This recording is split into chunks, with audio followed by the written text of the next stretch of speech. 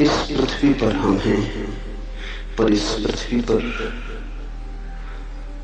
वस्तुतः हम न हो सकते हैं और न हम हैं। प्रतीत होता है पृथ्वी पर हम अजनबी हैं। देह में घर किया है, लेकिन देह हमारा घर नहीं। जैसे कोई परदेश में बस जाए और भूल ही जाए स्वदेश को, फिर अचानक राह पर किसी दिन बाजार में कोई मिल जाए जो घर की याद दिला दे, जो अपनी भाषा में बोले, तो एक क्षण को परदेश मिट जाएगा, स्वदेश प्रकट हो जाएगा। शास्त्र का यही मूल्य है, शास्त्राओं के वचनों का यही अर्थ है। उनकी सुन के क्षण भर को हम यहां नहीं रह जाते, वहां हो जाते हैं जहां हमें होना चाहिए। उनके संगीत में बहकर जो चारों तरफ घेरे है वो दूर हो जाता है, और जो बहुत दूर है पास आ जाता है। अष्टावक्र के वचन बहुत अनूठे हैं, सुनोगे तो ऐसा बार बार होगा। बार बार लगेगा पृथ्वी पर नहीं हो, आकाश के हो गए, क्योंकि वे वचन आकाश के, वे वचन स्वदेश से आए, उस स्रोत से आए जहां से हम सबका आना हुआ है, और जहां हमें जाना चाहिए, और जहां जाए बिना हम कभी चैन को उपलब्ध न हो सकेंगे। जहां हम हैं सराय घर नहीं। कितना ही मान के बैठ जाए कि घर, फिर भी सराय सराय बनी रहती। समझा लें, बुझा लें, भुला लें, भेद नहीं पड़ता। कांटा चुभता ही रहता, याद आती ही रहती। और कभी जब ऐसे किसी सत्य के साथ मुलाकात हो जाए जो खींच ले, जो चुंबक की तरह किसी और दूसरी दुनिया का दर्शन करा दे, तो लगेगा कि हम पृथ्वी के हिस्से नहीं रहे। ठीक लगा, कल प्रवचन सुनते समय ऐसा लगा कि मैं इस पृथ्वी पर नहीं, इस पृथ्वी पर कोई भी नहीं, इस पृथ्वी पर हम मालूम होते हैं, प्रतीति होती है। सत्यता हम आकाश में, हमारा स्वभाव आकाश का है। आत्मा यानी भीतर का आकाश, शरीर यानी पृथ्वी। शरीर बना है पृथ्वी से, तुम बने हो आकाश से। तुम्हारे भीतर दोनों का मिलन हुआ है। तुम क्षितिज हो, जहां पृथ्वी आकाश से मिलती हुई मालूम पड़ती, लेकिन मिलती थोड़ी कभी। दूर क्षितिज मालूम पड़ता है, मिल रहा आकाश पृथ्वी से।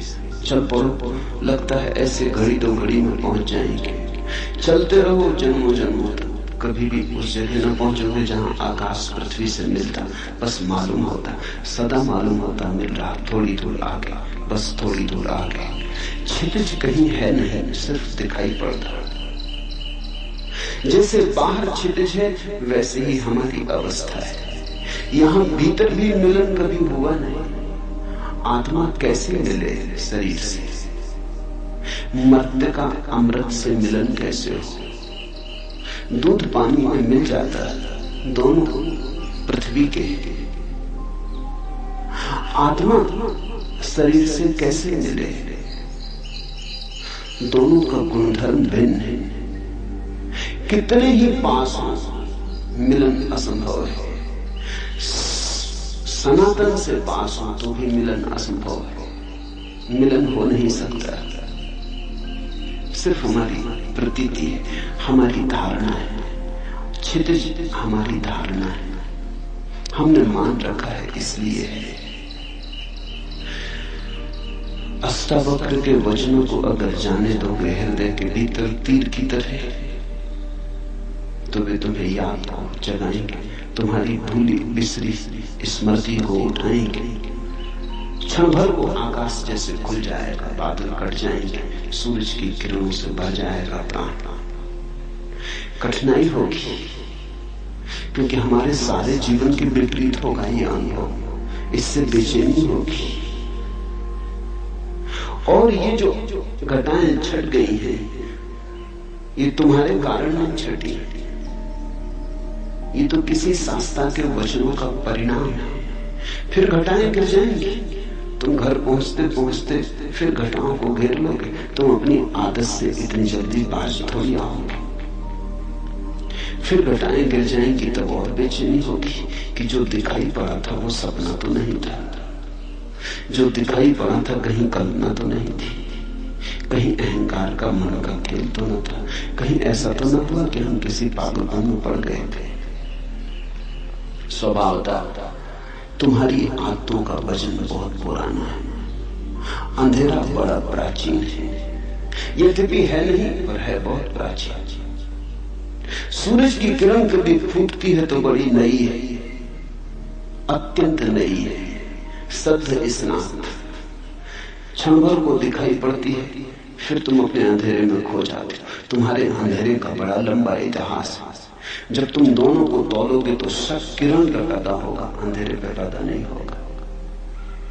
होना चाहिए अंधेरे पर, होता है किरण पर, क्योंकि किरण है नई और अंधेरा है पुराना। अंधेरा है परंपरा जैसा, सदियों सदियों की धारा है। किरण है अभी अभी फूटी, ताजी, नई, इतनी नई कि भरोसा कैसे करें। लगा कि मैं इस पृथ्वी पर नहीं, इस पृथ्वी पर कोई भी नहीं है, इस पृथ्वी पर हम हो नहीं सकते। मान्यता है हमारी, धारणा है हमारी, लगता है, सत्य नहीं है। और मुझे असीम आकाश में एक ज्योतिकण हूं ऐसा प्रतीत हुआ। ये शुरुआत है, असीम आकाश में एक ज्योतिकण। जल्दी ही लगेगा कि असीम आकाश ये प्रारंभ है। तो असीम आकाश में भी अभी हम पूरी तरह लीन नहीं हो पाते। अगर लगता भी है कभी कभी वो उड़ान भी आ जाती है, वो तूफान भी आ जाता है, हवाएं हमें ले भी जाती, तो भी हम अपने को अलग ही बचा लेते। ज्योतिकण न रहे अंधेरे, हो गए ज्योतिकण, लेकिन आकाश से अभी भी भेद रहा, फर्क रहा, फासला रहा। घटना तो पूरी उस दिन घटेगी जिस दिन तुम आकाशी हो जाओगे। ज्योतिकण भी भिन्न है जिस दिन तुम अभिन्न हो जाओगे, जिस दिन लगेगा मैं शून्याकाश हूं। ऐसा तो कहते हैं भाषा में कि मैं शून्याकाश हूं। जब तक मैं है तब तक ये कैसे हो सकेगा? मैं है तो आकाश अलग रहेगा। जब ऐसा प्रतीत होगा कि शून्याकाश है, तब मैं तो नहीं रहूंगा, शून्याकाश ही रहेगा। कहते हैं अहम ब्रह्मास्मि, मैं ब्रह्म हूं। लेकिन जब ब्रह्म होगा तब मैं कैसे रहेगा? ब्रह्म ही रहेगा, मैं नहीं रहूंगा। पर कहने में और कोई उपाय नहीं। भाषा तो सोए हुए लोगों की, भाषा तो उनकी है जो परदेश में बस गए और जिन्होंने परदेश को स्वदेश मान लिया। मौन ही ज्ञानियों का है, भाषा तो अज्ञानियों की। तो जैसे ही कुछ कहो, कहते ही सत्य असत्य हो जाता है। अहम ब्रह्मास्मि, मैं ब्रह्म हूं, मैं आकाश हूं, कहते ही असत्य हो गया। आकाश ही है, लेकिन ये भी कहना आकाश ही है पूरा सत्य नहीं है, क्योंकि ही बताता है कि कुछ और भी होगा, अन्यथा ही पर जोर क्यों? आकाश है, इतने कहने में भी अड़चन है, क्योंकि जो है वो नहीं हो सकता है। हम कहते हैं मकान है, कभी मकान नहीं हो जाता है, गिर जाता है, खंडर हो जाता है। हम कहते हैं आदमी है, कभी आदमी मर जाता है। आकाश इस तरह तो नहीं है, कभी है और कभी नहीं। आकाश तो सदा है। तो आकाश है ऐसा कहना पुनरुक्ति है। आकाश का स्वभाव ही होना है, इसलिए है को क्या दोहराना। है कहना तो उन चीजों के लिए ठीक है जो कभी नहीं भी हो जाती। मनुष्य है, एक दिन नहीं था, आज है, कल फिर नहीं हो जाएगा। हमारी है तो दो नहीं के बीच में। आकाश की है, कल भी है, आज भी है, कल भी है। दो है के बीच में है का क्या अर्थ? दो नहीं के बीच में है का अर्थ होता है। आकाश है, ये भी पुनरुक्ति है। कहे आकाश, लेकिन आकाश जब कहते हैं, शब्द जब बनाते हैं तभी भूल हो जाती है। आकाश कहने का अर्थ हुआ कि कुछ और भी होगा जो आकाश से अन्यथा है, भिन्न है।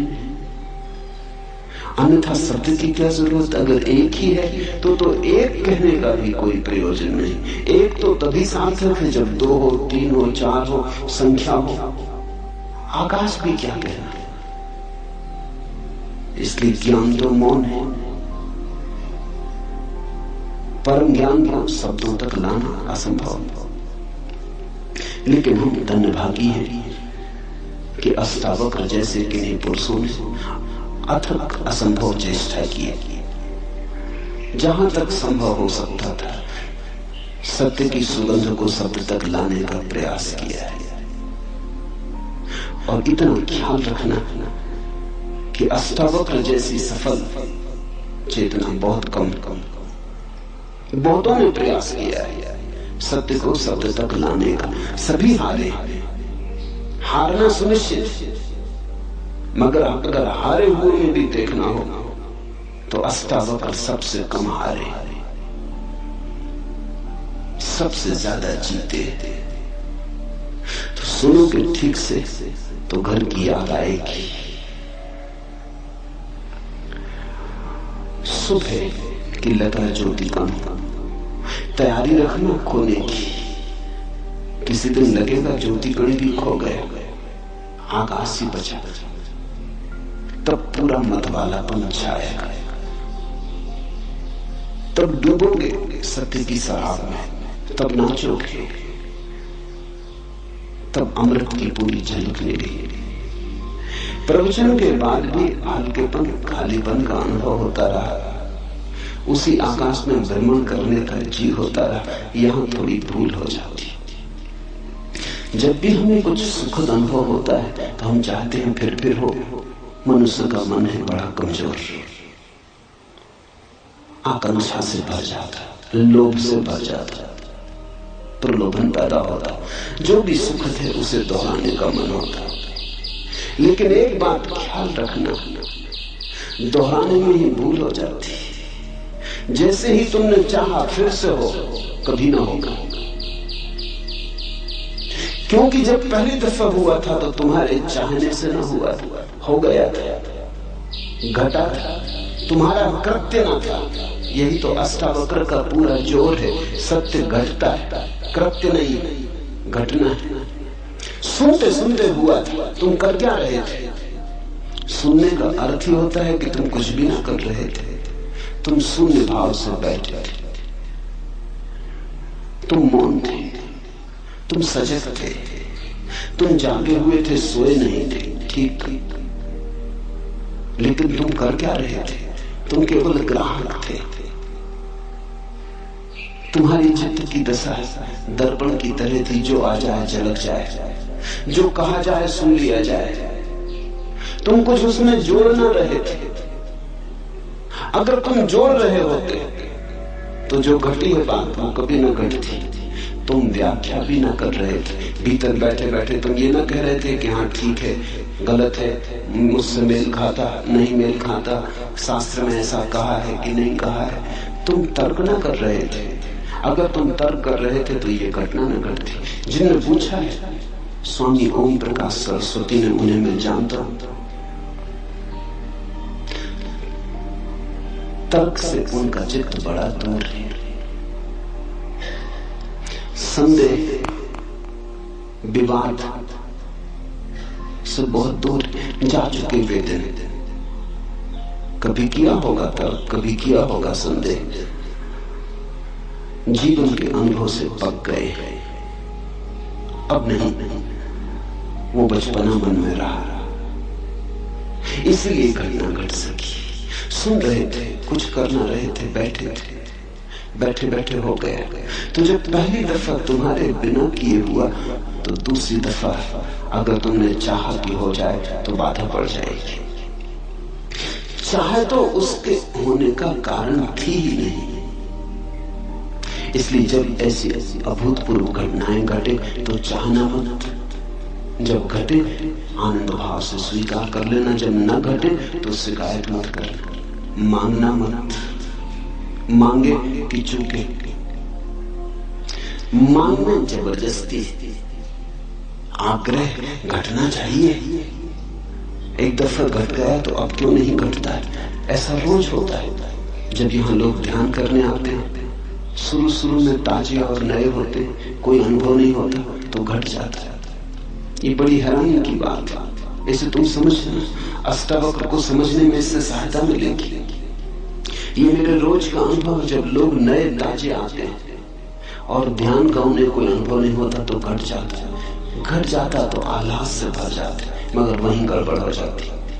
फिर मांग शुरू होती, आज जो हुआ कल हो, न केवल हो बल्कि और ज्यादा हो। फिर नहीं घटता। फिर वो मेरे पास आकर रोते, वो कहते हुआ क्या, कहां भूल हो गई? पहले घटा, अब नहीं घट रहा है। भूल यही हो गई कि पहले जब घटा तो तुमने मांगा न था, अब तुम मांग रहे हो। अब तुम्हारा मन निर्दोष न रहा, मांग में दूषित किया। अब तुम सरल न रहे, अब तुम खुले न रहे, मांग ने द्वार दरवाजे बंद किए। आकांक्षा जग गई, आकांक्षा ने सब विकृत कर दिया, वासना खड़ी हो गई, लोग पैदा हो गए। ऐसा रोज होता है। जो लोग बहुत दिन से ध्यान कर रहे हैं, बहुत तरह की प्रक्रियाएं कर रहे हैं, उन्हें ध्यान बड़ी मुश्किल से लगता है, उनका अनुभव बाधा बनता है। कभी कभी कोई चला आता है ऐसे तरंगों में बहता हुआ, कोई मित्र आता था, उसने कभी सोचा भी नहीं ध्यान का। कोई मित्र आता था, उसने सोचा चलो चले चले देखें क्या है, कुतूहल बस चला आया था। कोई वासना न थी, कोई अध्यात्म की खोज भी न थी, कोई चेष्टा भी न थी, ऐसे ही चला आया था। औरों को ध्यान करते देख तरंग आ गई, सम्मिलित हो गया, घट गए। चौंका आदमी, मैं तो आया ही नहीं था ध्यान करने, और ध्यान हो गया। बस फिर अड़चन। अब दोबारा जब आता है तो आकांक्षा है, मन में रस फिर से हो, लोभ, पुनरुक्ति का भाव है। मन आ गया, मन ने सब खेल खराब कर दिए। जहां मन नहीं है वहां घटता है। ध्यान रखना, मन पुनरुक्ति की वासना है। जो हुआ सुखद फिर से हो, जो हुआ दुखद फिर कभी ना हो, यही तो मन चुनाव करता है, ये हो और ये ना हो, ऐसा बार बार हो और ऐसा अब कभी ना हो, यही तो मन है। जब तुम जीवन के साथ बहने लगते, जो हो ठीक, जो ना हो ठीक। दुख आए तो स्वीकार, दुख आए तो विरोध नहीं, सुख आए तो स्वीकार, सुख आए तो उन्माद नहीं। जब सुख और दुख में कोई सम होने लगता है, समता आने लगती है, जब सुख और दुख धीरे धीरे एक ही जैसे मालूम होने लगते हैं, क्योंकि कोई चुनाव न रहा, अपने हाथ की कोई बात न रही, जो होता है होता है, हम देखते रहते। इसको अष्टावक्र कहते हैं साक्षी भाव, और वो कहते हैं साक्षी भाव सदा तो सब सदा। साक्षी भाव साक्षी को जगाता, भीतर बाहर समता ले आता। समत्व साक्षी भाव की छाया है। या तुम समत्व में उपलब्ध हो जाओ तो साक्षी भाव चला आता। वे दोनों साथ साथ चलते, वे एक ही घटना के दो पैर या दो पंख। उसी आकाश में भ्रमण करने का जी होता रहता है। इससे सावधान होना, मन को मौका मत देना कि ध्यान की घड़ियों को खराब करे। इसी मन ने तो संसार खराब किया, इसी ने तो जीवन के सारे संबंध विकृत किए, इसी मन ने तो सारे जीवन को रेगिस्तान जैसा रूखा कर दिया। जहां बहुत फूल खिल सकते थे वहां सिर्फ कांटे हाथ में रह गए। अब इस मन को अंतर यात्रा पर साथ मत लाओ, इसे नमस्कार करो, इसे विदा दो, प्रेम से सही पर इसे विदा दो। इससे कहो बहुत हो गया, अब हम न मांगेंगे, अब जो होगा हम जागेंगे, हम देखेंगे। जैसे ही तुमने मांगा फिर तुम साक्षी नहीं रह सकते, तुम भोक्ता हो गए। ध्यान के भी भोक्ता हो गए तो ध्यान गया।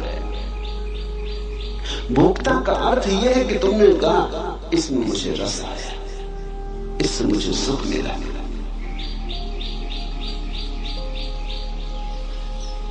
ज्ञान कर्म भक्ति में नहीं जानता, लेकिन अकेला होने पर इसी स्थिति में डूबे रहने का जी होता है। छोड़ो इस जी को और तुम डूबोगे इसी स्थिति में। अकेले ही नहीं, भीड़ में भी रहोगे तो डूबोगे, बाजार में भी रहोगे तो भी डूबोगे। ये स्थिति का कोई संबंध अकेले और भीड़ से नहीं है, मंदिर और बाजार से नहीं है, एकांत समूह से नहीं है। इस स्थिति का संबंध तुम्हारे चित्त के शांत होने से, सम होने से। जहां भी शांति समता होगी ये घटना घटेगी, लेकिन तुम इसको मांगो मत, अन्यथा यही अशांति बन जाएगी, यही तनाव बन जाएगी। अष्टावक्र कहते अभी और यही। मांग तो सदा कल के लिए होती, मांग तो अभी और यही नहीं हो सकती। मांग का स्वभाव वर्तमान में नहीं ठहरता। मांग का अर्थ ही है हो, कल हो, घड़ी भर बाद हो, क्षण भर बाद हो। मांग अभी तो नहीं हो सकती, मांग के लिए तो समय चाहिए, थोड़ा ही सही पर समय चाहिए। और भविष्य है नहीं, जो नहीं है उसी का नाम भविष्य, जो है उसका नाम वर्तमान। वर्तमान और मांग का कोई संबंध नहीं होता। जब तुम वर्तमान में होगे तो पाओगे कोई मांग नहीं, और तब घटेगी ये घटना। जब इसे घटाने का जीना रहेगा तब ये खूब घटेगी। इस पहेली को ठीक से समझ लो, इस पहेली का एक एक कोना पहचान लो। जिस दिन तुम कुछ भी न मांगोगे उस दिन सब घटेगा। जिस दिन तुम परमात्मा के पीछे दीवाने होकर न दौड़ोगे वो तुम्हारे पीछे चला आएगा। जिस दिन तुम ध्यान के लिए आतुरता न दिखाओगे, तुम्हारे भीतर कोई तनाव न होगा, उस दिन ध्यान ही ध्यान से भर जाओगे। ध्यान कहीं बाहर से थोड़ी आता। जब तुम तनाव में नहीं हो तो जो तुम्हारे भीतर शेष रह जाता उसका नाम ध्यान है। जब तुम्हारे भीतर वासना नहीं है तो जो शेष रह जाता उसका नाम ध्यान है।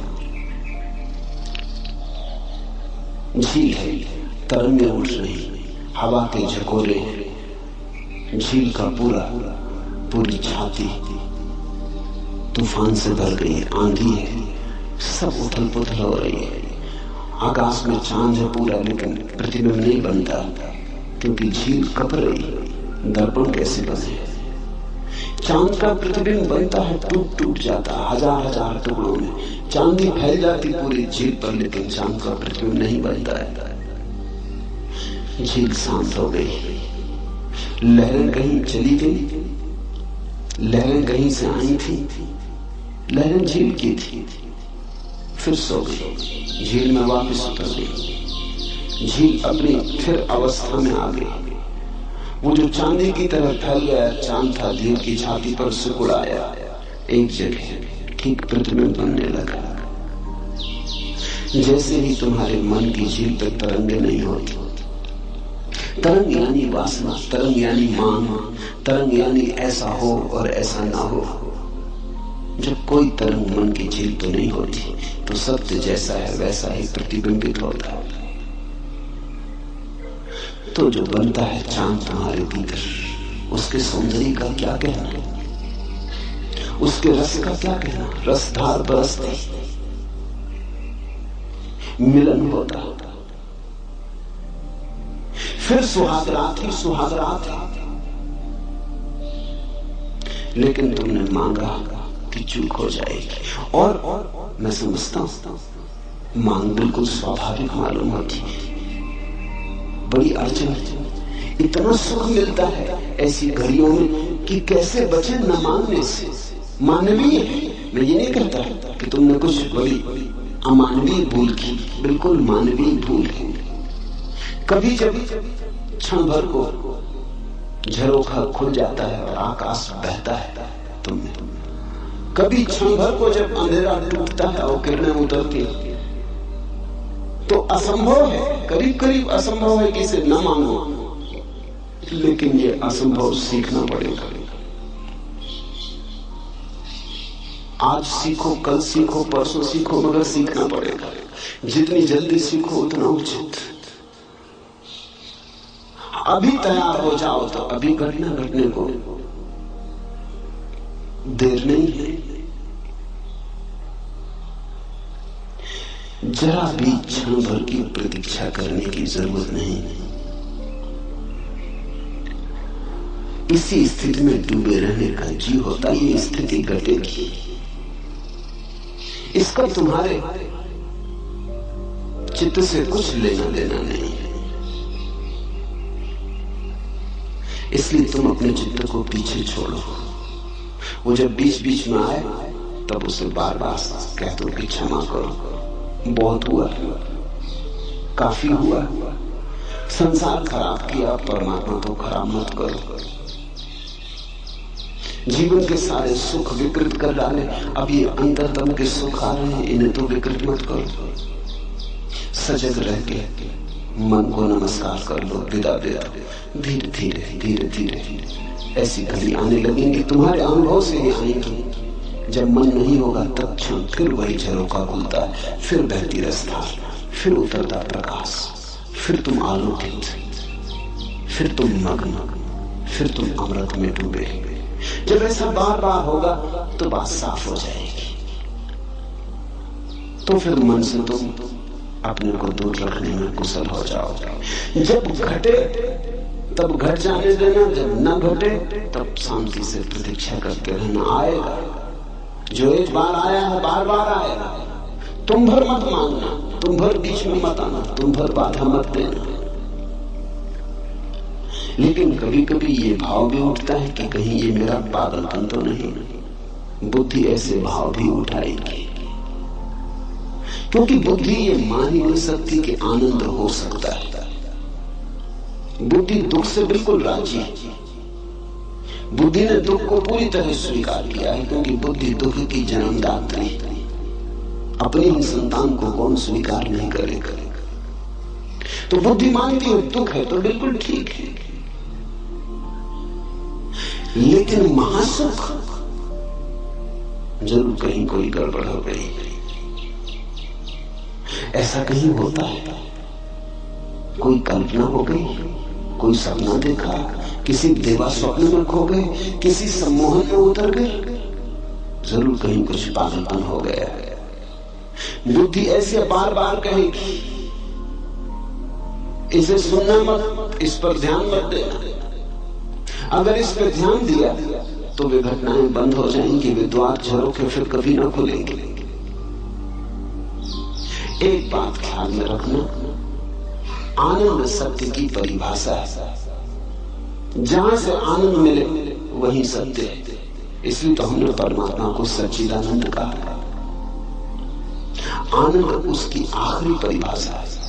सत्य से भी ऊपर, चित्त से भी ऊपर आनंद को रखा, सच्चिदानंद कहा है। सत्य एक सीढ़ी नीचे, चित्त एक सीढ़ी नीचे, आनंद परम। जहां से आनंद बहे, जहां से आनंद मिले, फिर तुम चिंता मत करना, सत्य के करीब हो। जैसे कोई बगीचे के करीब आता है तो हवाएं ठंडी हो जाती, पक्षियों के गीत सुनाई पड़ने लगते, शीतलता अनुभव होने लगती। तो बगीचा दिखाई भी ना पड़े तो भी अनुभव में आने लगता है कि राह ठीक है, बगीचे की तरफ पहुंच रहे हैं। ऐसे ही जैसे ही तुम सत्य की तरफ पहुंचने लगते हो, आनंद झरता है, शीतल होने लगता मन, संतुलन आने लगता है, सहिष्णुता बढ़ती है, सुख बढ़ता है, एक उमंग घेरे रहती अकारण। कोई कारण भी दिखाई नहीं पड़ता, न कोई लाठी मिली,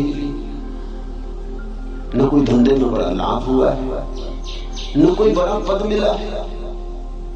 ऐसा भी हो सकता था पद था वो भी गया, हाथ में जो था वो भी खो गया, धंधा भी डूब गया, लेकिन अकारण एक उमंग है कि भीतर कोई नाचे जा रहा है कि रुकता ही नहीं। तो बुद्धि कहेगी कहीं पागल तो नहीं हो गए, ये तो पागलों के लक्षण, ये बड़ी अजीब दुनिया है, यहाँ सिर्फ पागल ही प्रसन्न दिखाई पड़ते हैं। इसलिए बुद्धि कहती पागल हो गए होंगे, क्योंकि यहाँ पागलों के सिवा किसी को प्रसन्न देखा है। यहाँ हजार कारण होते हैं तब भी आदमी प्रसन्न नहीं होता। बड़ा महल हो, धन हो, संपत्ति हो, सुख सुविधा हो, तब भी आदमी प्रसन्न नहीं होता। ये दुनिया दुखी लोगों की दुनिया है, मगर दुखी लोगों की भीड़ है। यहां अगर तुम हंसने लगो अकारण तो लोग कहेंगे पागल हो गए। अगर तुम कहो कि हंसी आ रही कोई कारण नहीं, फैली जा रही, भीतर से उठ रही, लहर आ रही, लोग कहेंगे बस दिमाग खराब हो गए। यहां तुम शक्ल बना के चलो, उदास रहो, तुम्हारी शक्ल देख के भूत प्रेत भी डरे, तो बिल्कुल ठीक हो, तो कोई अड़चन नहीं है, तो सब ठीक चल रहा है। तुम आदमी जैसे आदमी हो, जैसा आदमी होना चाहिए वैसे आदमी। लेकिन तुम मुस्कुराने लगो, तुम हंसने लगो, तुम गीत गुनगुनाने लगो, तुम राह के किनारे खड़े होकर नाचने लगो, बस तुम पागल हो गए। परमात्मा को हमने इस भांति इंकार किया है कि अगर परमात्मा आए तो हम उसे पागल खाने में बंद कर देंगे। शायद इसी कारण नहीं आता, आने से डरता है। तुम जरा सोचो, कृष्ण अगर मिल जाए चौराहे पर बांसुरी बजाते, मोर मुकुट बांधे, पीतांबर डाले, गोपियां नाचती हो, क्या करोगे?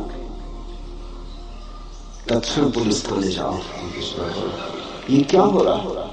जो नहीं होना चाहिए वो हो रहा। तुम इस आदमी को जेल खाने में डालोगे। आनंद निष्कासित कर दिया गया है, हमने आनंद को जीवन के बाहर कर दिया है। हम दुख को छाती से लगा के बैठे।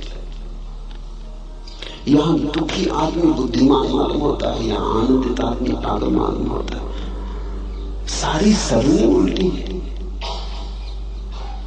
तो स्वाभाविक है, जीवन भर जिसको तुमने बुद्धिमानी समझा है, आज अचानक अगर खोलने लगेगी, खिसकने लगेगी, अगर आज अचानक नींव उखड़ने लगेगी तुम्हारी तथाकथित बुद्धिमानी की, और अचानक झांकने लगेगी प्रसन्नता अकारण। ख्याल रखना, पागलपन का मतलब ये होता है अकारण प्रसन्न, कारण भी नहीं है कुछ, बैठे में अकेले और मुस्कुराहट आ रही, बस पागल हो गए।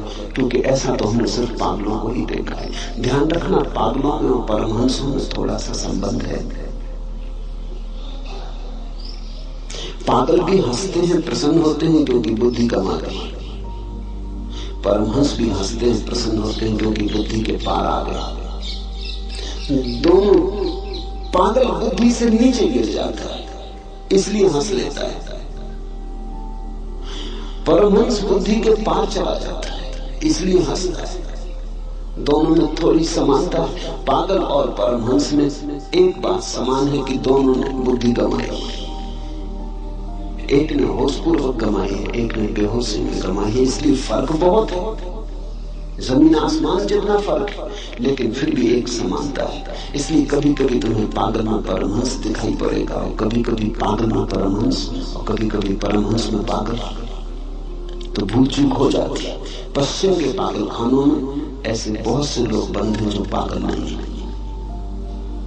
अभी वहां बड़ी क्रांति चलती है इसके संबंध में। कुछ मनोवैज्ञानिक, विशेषकर R.D. लैंग और उनके साथी एक बड़ा आंदोलन चलाते हैं कि बहुत से पागल पागलखानों में बंद हैं जो पागल नहीं। अगर वो पूरब में पैदा होते तो परमहंसों की तरह उनका आदर सम्मान होता। R.D. लैंग को पता नहीं है इससे उल्टी घटना पूरब में घट चुकी है। यहाँ के पागल में जो परमहंस समझे जाते हैं।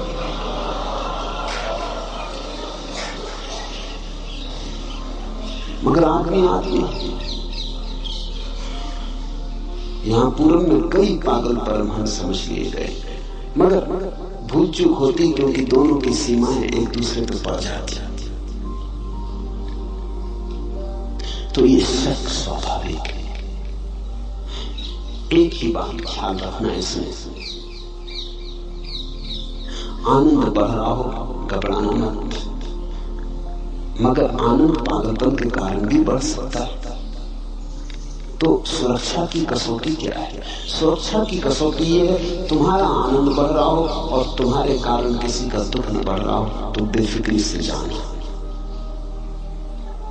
तुम्हारा आनंद किसी की हिंसा, किसी पे आक्रमण, किसी को दुख देने पर निर्भर ना हो तो फिर पागलपन से डरने की कोई वजह नहीं। अगर पागल भी हो रहे तो ये पागलपन बिल्कुल शुभ, ठीक है। फिर बेझिझक इसमें प्रवेश कर जाए। डरने का कारण तो तभी है जब तुम किसी को नुकसान पहुंचाने लगो।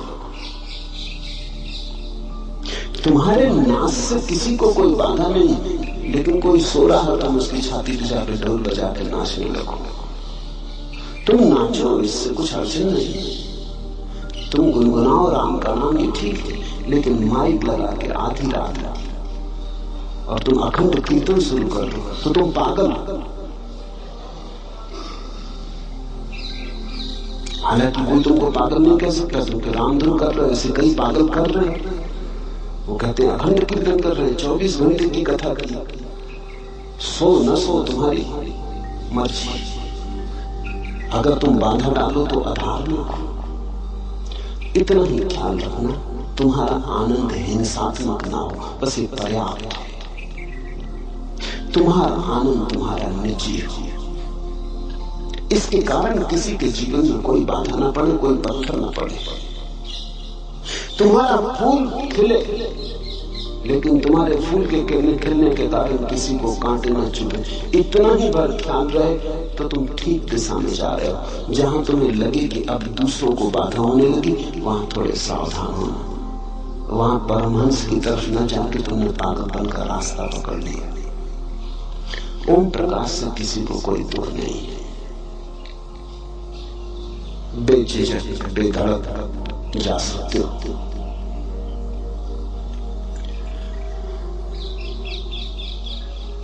कल मैं एक गीत पढ़ रहा था। जो कुछ सुंदर था प्रेम काम, जो अच्छा मंजा नया था, सत्य सार में बीन बीन कर लाया, नैवेद्य चढ़ाया। पर यह क्या हुआ? सब पड़ा पड़ा कुमलाया, सूख गया मुरझाया। कुछ भी तो उसने हाथ बढ़ाकर नहीं लिया।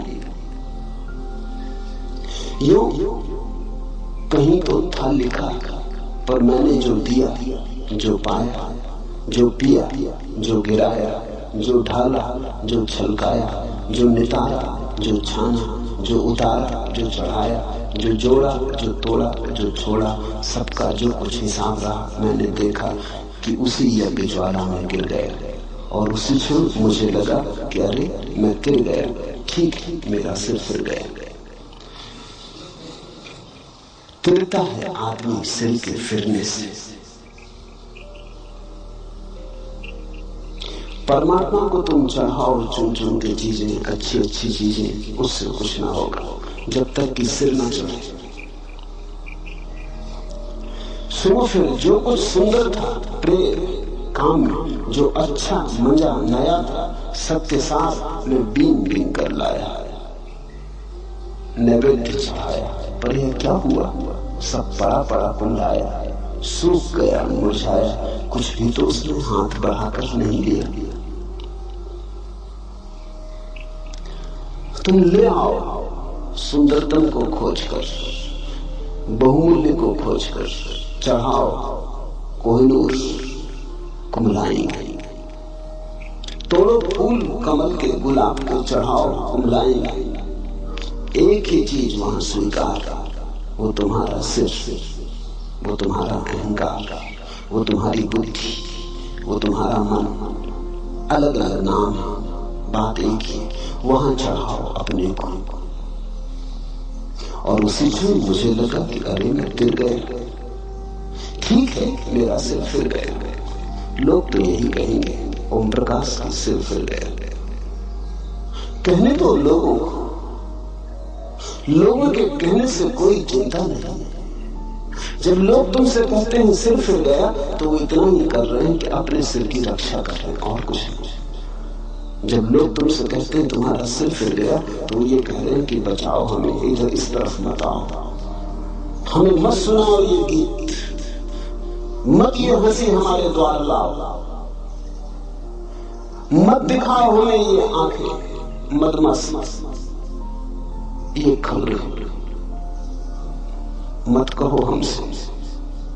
घबराहट है उनकी, भीतर उनके भी यही राह है, भीतर उनकी भी ऐसी ही जीना पड़ी, जो प्रतीक्षा करती जन्मों जन्मों से भी कोई छेड़ है, मगर डर, घबराहट। बहुत कुछ उन्होंने झूठे जगत में बनाया है, बसाया है, कहीं उखड़ ना जाए। मैं इलाहाबाद में था, एक मित्र मेरे सामने ही बैठ के मुझे सुन रहे थे। लाखों लोगों ने मुझे मेरे सामने बैठकर सुना है। बहुत कम ऐसे लोग हैं जिन्होंने इतने भाव से सुना हो जैसा भाव से वो सुन रहे थे। उनकी आंखों से आंसू की धार बह रही थी। अचानक बीच में उठे, सभा भवन छोड़ के चले गए। मैं थोड़ा चौंका, ये क्या हुआ? पूछताछ की। संयोजक को कहा, वो बड़े प्रसिद्ध व्यक्ति थे, मैं तो जानता नहीं था। साहित्यकार थे, कवि थे, लेखक थे। संयोजक ने उनके घर जाके पूछा, उन्होंने कहा माफ करो, मैं घबरा गया। 20 मिनट के बाद मैंने कहा यहां से भाग जाना उचित, अगर थोड़ी देर और रहा तो कुछ से कुछ हो जाएगा। इस आदमी का तो सिर फिरा है, मेरा फिरा देगा।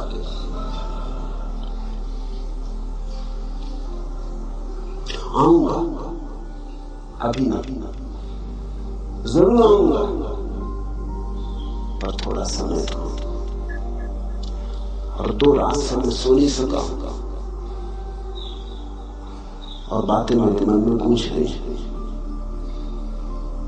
नहीं, अभी मेरे पास बहुत काम करने को पड़े, अभी बच्चे छोटे, अभी घर गृहस्थी संभालना। जरूर आऊंगा, तुम जाओ, उनसे कहना जरूर आऊंगा, लेकिन अभी नहीं। जब कोई तुमसे कहता है तुम्हारा सिर फिर गया, वो सिर्फ अपनी आत्मरक्षा कर रहा है। वो ये कह रहा है कि ऐसा मान के कि तुम्हारा सिर फिर गया, मैं अपने आकर्षण को रोकता हूं।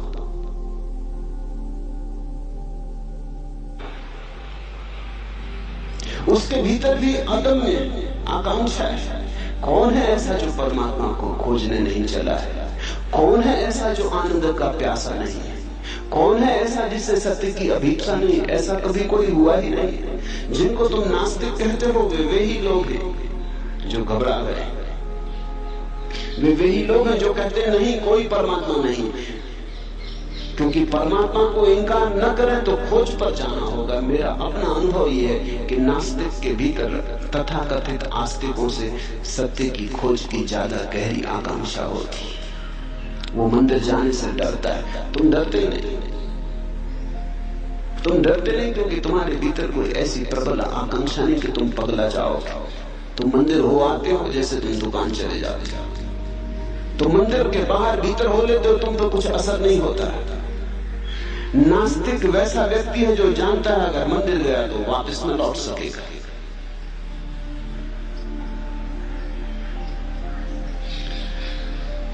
गया तो वैसा का वैसा वापस न लौट सकेगा। तो एक ही उपाय है, वो कहता है ईश्वर नहीं है, धर्म सब पाखंड है।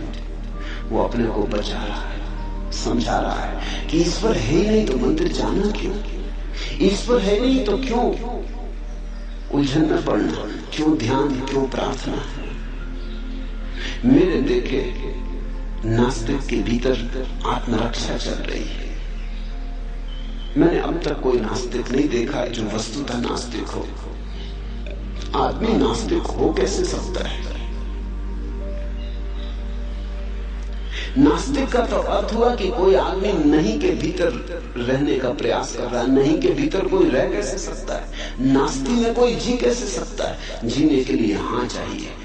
नहीं में कहीं फूल खिलते, हाँ चाहिए, स्वीकार चाहिए। जीवन में जितना स्वीकार होता है उतने ही फूल खिलते, लेकिन सीमा के बाहर फूल न खिल जाएं इससे भय होता है। कहीं फूल इतने न खिल जाएं कि मैं उन्हें संभाल ना पाऊं। कल रात एक युवक ने मुझे कहा कि अब मुझे बचाएं, ये जरूरत से ज्यादा हुई जा रही बात। मैं इतना प्रसन्न हूं कि लगता है मैं टूट जाऊंगा। इतना आनंद है कि लगता है मैं संभाल ना पाऊंगा। ये मेरे हृदय का पात्र छोटा है, मुझे बचाएं। मैं इसके ऊपर से बाहर जा रहा हूं। ये मेरी सीमाएं सब टूटी जा रही हैं और मुझे डर है कि अगर मैं इसके साथ बह गया तो फिर लौट ना पाऊंगा। नियंत्रण कहीं खो ना जाए, ये भय है। अहंकार दुख के साथ भली भांति जी लेता है क्योंकि दुख में नियंत्रण नहीं खोता। कितने ही तुम रो दुख में, तुम अपने मालिक रहते हो। नियंत्रण खोता है आनंद में। सीमा टूटती आनंद में, दुख में कभी कोई सीमा नहीं टूटती। नरक में भी सीमा नहीं टूटती। तुम नरक में भी पड़े रहो तो भी तुम अपने भीतर मजबूत रहते हो। सीमा टूटती है स्वर्ग में, वहां नियंत्रण खो जाता है। जहां नियंत्रण खोता वहां अहंकार खो जाता है। जहां नियंत्रण खोता वहां बुद्धि की पकड़ खो जाती, तर्क का जाल खो जाता। वही हो रहा है। घबराना मत, तिरने का क्षण करीब आ रहा है, लेकिन सिर्फ फिरे बिना कोई कभी तिरा नहीं।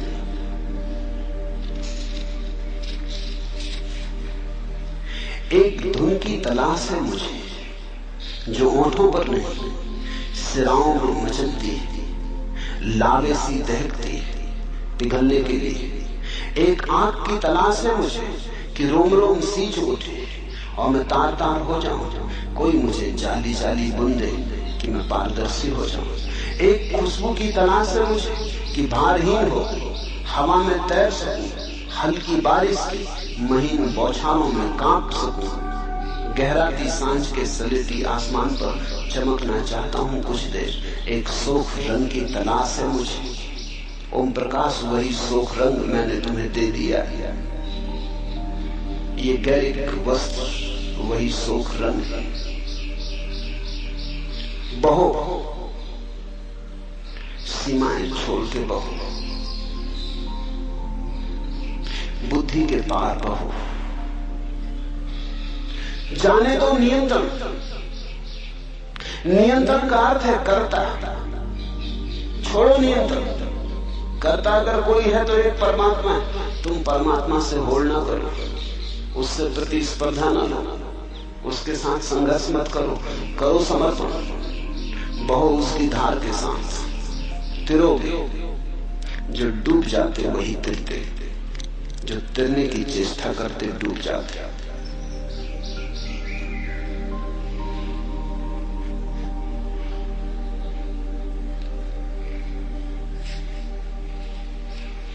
दूसरा प्रश्न, सदा से खोजियों का यह अवलोकन रहा है कि परमात्मा उपलब्धि अत्यंत दुस्साध्य घटना है, लेकिन आप जैसे बुद्ध पुरुष सदा से इस बात पर जोर देते रहे कि परमात्मा अभी और यहीं घट सकता है। क्या बार बार यह कहना एक चुनौती और एक प्रयास करने की एक विधि है, एक उपाय है? सत्य है यही, न तो विधि है और न उपाय।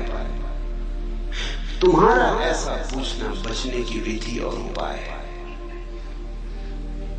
ये बात हमारा मन स्वीकार करने को राजी नहीं होता कि परमात्मा अभी और यही मिल सकता है।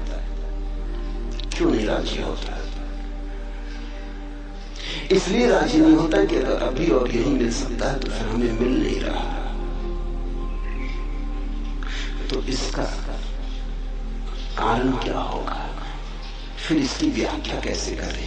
अगर अभी और यही मिल सकता है तो मिल क्यों नहीं रहा? बेचैनी खड़ी हो जाती है। अभी और यही मिल सकता है, मिल तो नहीं रहा, तो इसे समझाएं कैसे? तो बड़ी अड़चन की बात हो गई। इस अड़चन को सुलझाने के लिए तुम कहते हो मिल तो सकता है लेकिन पात्रता चाहिए। बुद्धि रास्ते निकालती, जहां उलझन खड़ी हो जाती है उसे सुलझाती। रास्ता खोजना पड़ेगा, पात्रता खोजनी पड़ेगी, शुद्ध होना पड़ेगा, तब मिलेगा। और अगर अष्टावक्र कहते हैं अभी और यही मिल सकता तो जरूर इसमें कुछ कारण है। वो इसलिए कहते हैं ताकि तुम तीव्रता से प्रयास में लग जाओ, लेकिन लगना प्रयास में ही पड़ेगा। मन बड़ा होशियार है। अष्टावक्र की बात बिल्कुल सीधी साफ है। परमात्मा अभी और यही मिल सकता है क्योंकि परमात्मा कोई उपलब्धि नहीं है। परमात्मा तुम्हारा स्वभाव है, सारा जोर सीधा है। तुम परमात्मा हो, मिल सकने की बात ही गलत है। जब हम कहते हैं अभी और यही मिल सकता है तो इसका अर्थ इतना ही हुआ कि मिला ही हुआ है। जरा आंख खोलो और देखो। मिल सकते की भाषा ठीक नहीं है। मिल सकने में तो ऐसा लगता है तुम अलग हो और परमात्मा अलग है। तुम खोजने वाले हो, वो खोज का लक्ष्य, तुम यात्री हो, वो मंजिल। नहीं, अभी और यही मिल सकता है कि इतना ही अर्थ है कि तुम वही हो जिसे तुम खोज रहे हो। जरा अपने को पहचानो, आंख खोलो और देखो, या आंख बंद करो और देखो, मगर देखो। थोड़े दृष्टि की बात, पात्रता की नहीं। पात्रता का तो अर्थ हुआ कि परमात्मा भी सौदा है। जैसे तुम बाजार में जाते हो तो कोई चीज 1000 रुपए की है, कोई लाख रुपए की, कोई 10 लाख रुपए की है। हर चीज का मूल्य है। तो पात्रता का तो अर्थ हुआ कि परमात्मा का भी मूल्य है। जो पात्रता अर्जित करेगा, मूल्य चुकाएगा, उससे मिलेगा। तुम परमात्मा को भी बाजार में एक वस्तु बना लेना चाहते हो। त्याग करोगे, तपस्या करोगे तो मिलेगा, मूल्य चुकाओगे तो मिलेगा, मुफ्त नहीं मिलता रहता। तुम परमात्मा को खींच के दुकान पर रख देते हो, डब्बे में बंद कर देते हो, दाम लिख देते हो। तुम कहते हो इतने उपवास करो,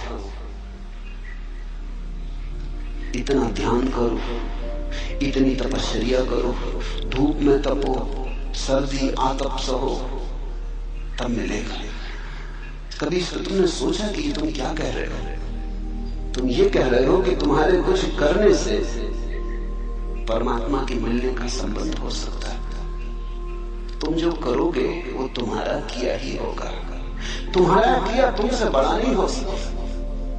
तुम्हारी तपस्या तुम्हारी ही होगी। तुम जैसी ही दीन, तुम जैसी ही मलिन, तुम्हारी तपस्या तुमसे बड़ी नहीं हो सकती। और तपस्या से जो मिलेगा उसकी भी सीमा होगी, क्योंकि सीमित से सीमित ही मिल सकता, असीम नहीं। तपस्या से जो मिलेगा वो तुम्हारे ही मन की कोई धारणा होगी, परमात्मा नहीं। अष्टावक्र कह रहे हैं कि परमात्मा तो है ही,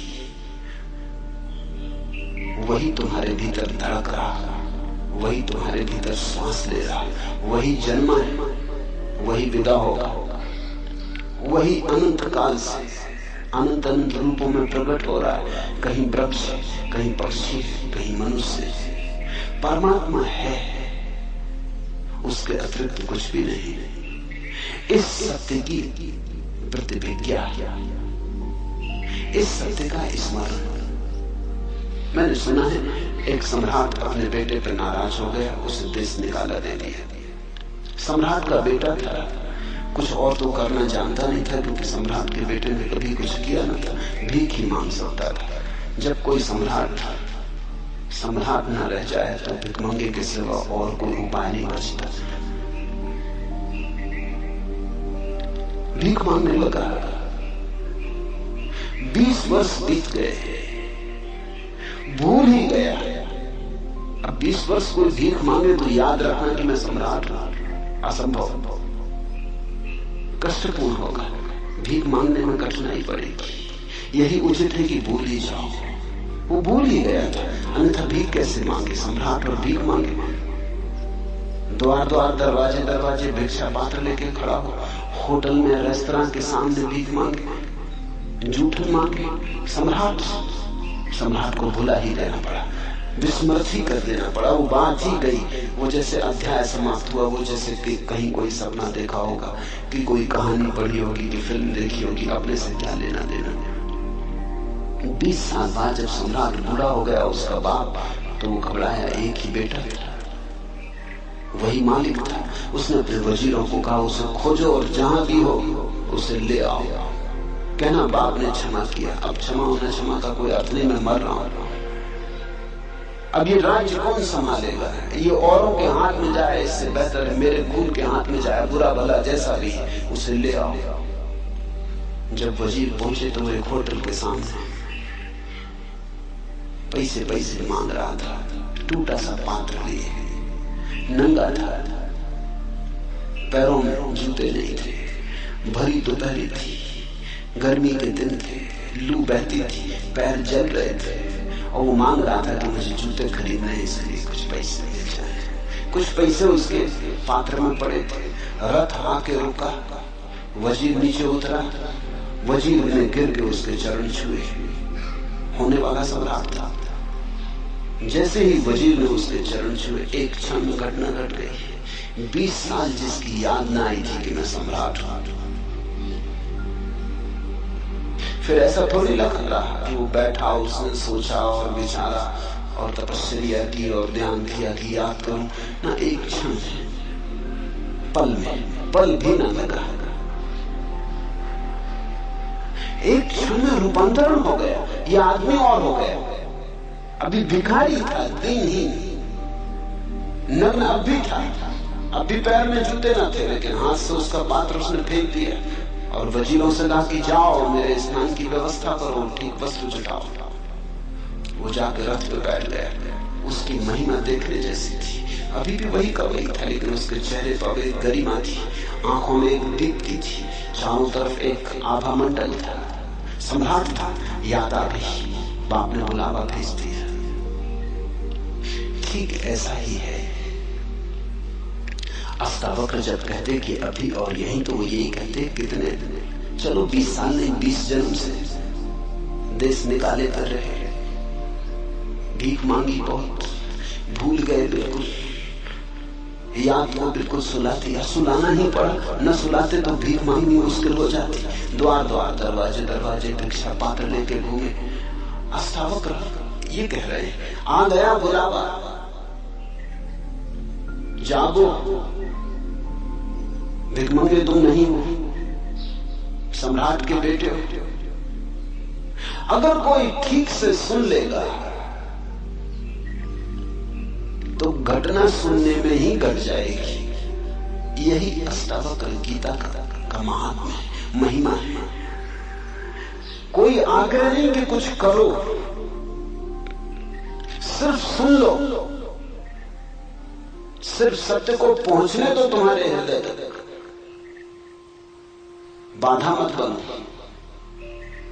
ग्राहक रहो, सिर्फ सुन लो, पहुंच जाए ये तीर तुम्हारे हृदय में, इसकी चोट बस पर्याप्त। जन्मों जन्मों की विस्मृति टूट जाएगी, स्मरण लौट आएगा, तुम परमात्मा हो। इसलिए वे कहते हैं अभी और यही। अब तुम तरकीबें मत खोजो, तुम कहते हो शायद ये विधि होगी, उपाय होगा कि लोगों की त्वरा बढ़े, तीव्रता बढ़े। स्वामी योग चिन्मय ने पूछा है, चिन्मय के पास, चिन्मय की बुद्धि में चेष्टा, प्रयास, तप जरूरत से ज्यादा है। साधारण योगी की जो पकड़ होती वैसी पकड़ है। ये अष्टावक्र के वचन साधारण योगी के लिए नहीं है, असाधारण प्रज्ञावान जो सुन के ही जाग जाए। जिनमें थोड़े हठे योगी हैं, काफी पिटाई हो तो थोड़े बहुत चलेंगे, घोड़े को देख के उसकी छाया को देख के नहीं चल सकते। हंसना मत, क्योंकि जिनमें जैसे ही अधिक लोग हैं। हंस के तुम ये मत सोचना कि तुमने हंस लिया तो तुम जिनमें से भिन्न हो, कि देखो तुम तो हंसे। जिनमें ने कम से कम हिम्मत करके पूछा, तुमने पूछा नहीं, बस इतना ही फर्क है। हो तुम भी वही। ये अष्टावक्र की गीता पूरी हो जाएगी। और अगर तुम परमात्मा न हो गए तो समझ लेना कि वही हो, कोई फर्क नहीं। अगर इस सुनने में तुम जाग जाओ और परमात्मा हो जाओ तो ही घोड़े की छाया ने काम किया। सदा से खोजियों का ये अवलोकन रहा है कि परमात्मा उपलब्धि अत्यंत दुसाध्य घटना। खोजी शुरू से ही भ्रांत है। खोजी का अर्थ ही है कि वो मान लिया है कि परमात्मा को खोजना है, कि परमात्मा को खो दिया है। उसने एक बात तो मान ली कि खो दिया परमात्मा को। ये भी कोई बात है कि खो दिया परमात्मा को? परमात्मा को खो कैसे सकते हो? मेरे पास लोग आते, वो कहते हैं परमात्मा खोजना। मैं कहता हूँ चलो ठीक, खोजो, लेकिन खोया कहाँ, कब खोया? कहते इसका तो कुछ पता नहीं, पहले इसका तो तुम ठीक से पता कर लो, कहीं ऐसा ना हो कि खोया ही ना हो।